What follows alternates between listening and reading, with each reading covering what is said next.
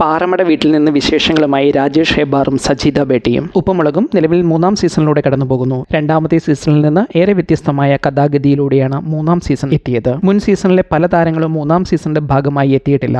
2-ാമത്തെ സീസണിൽ പ്രധാന മാറ്റം ആയിരുന്നത് ഉപ്പുമുളകിൽ മൂത്തപുത്രൻ മുടിയന്റെ പ്രണയവിവാഹവും അതേ തുടർന്ന് ഉപ്പുമുളകും വീടിനടുത്ത് വീട് വാങ്ങി താമസിക്കുന്ന മുടിയന്റെ ഭാര്യ ദിയയുടെ മാതാപിതാക്കളായ റാംകുമാറും ഹൈമവതിയും ഒക്കെയായിരുന്നു. ആ സീസണിൽ ഇവർ ഏറെ പ്രധാനപ്പെട്ട കഥാപാത്രങ്ങളുമായിരുന്നു. എന്നാൽ 3-ാം സീസണിൽ മുടിയന്റെയും ഭാര്യ ദിയയുടെ മാതാപിതാക്കളുടെയും കഥാപാത്രങ്ങൾ സീരിയലിൽ നിന്നും ഒഴിവാക്കിയിരുന്നു. ഉപ്പുമുളകും വീട്ടിലെ മക്കളിൽ ലച്ചുവാണ് മൂത്ത മകൾ എന്ന നിലയിലാണ് കഥ ഇപ്പോൾ മുന്നോട്ട് പോകുന്നത്. ഇപ്പോൾ പാറമട വീട്ടിൽ നിന്ന് പുതിയ വിശേഷങ്ങളുമായി എത്തിയിരിക്കുകയാണ് റാംകുമാറിനെ അവതരിപ്പിച്ചിരുന്ന രാജേഷ് ഹെബ്ബാർ. സംഗതി ഇങ്ങനെ: നിലവിൽ ഫ്ലവേഴ്സ് ടെലിവിഷൻ സംപ്രേഷണം ചെയ്യുന്ന ഹോം എന്ന സീരിയലിന്റെ ഭാഗമാണ് നിലവിൽ രാജേഷ് ഹെബ്ബാർ. കിഷോർ എന്ന കഥാപാത്രമായി താരം സീരിയലിലെത്തുന്നു. ഭാര്യ കഥാപാത്രമായി ഉപ്പുമുളകിൽ ഹൈമാവതിയെ അവതരിപ്പിച്ച സജീദ ബേട്ടിയും എത്തുന്നുണ്ട്. ഈ സീരിയലിന്റെ ചില പ്രത്യേക ഷെഡ്യൂളുകളുടെ ഭാഗമായിട്ടാണ് രാജേഷ് ഹെബ്ബാർ പാറമട വീട്ടിലെത്തുന്നത്.